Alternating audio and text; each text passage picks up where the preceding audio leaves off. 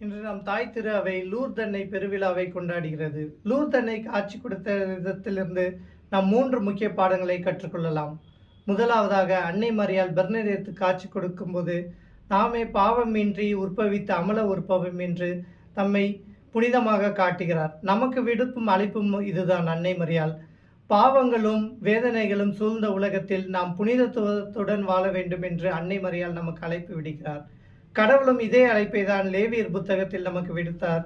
B holy for I am the Lord your God is holy. நான் புனிதமாக இருப்பது போல நீங்களும் புனிதமாக இருக்க வேண்டும் என்று நமக்கு அழைப்பு விடுகிறார்.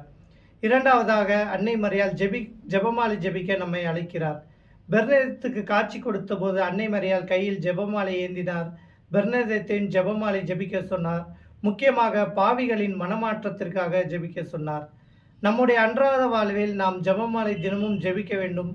நம்முடைய பாவங்களுக்காகவும் உலகில் உள்ள பாவிகளின் மனமாற்றத்திற்காகவும் நாம் ஜெபிக்க வேண்டும். மூன்றாவதாக, ஜீவ ஊற்று. லூர்து நகரில் அன்னை மரியாள் காட்சி தந்த இடத்தில் இன்றும் ஜீவ ஊற்று பொங்கி எழுந்து வருகிறது.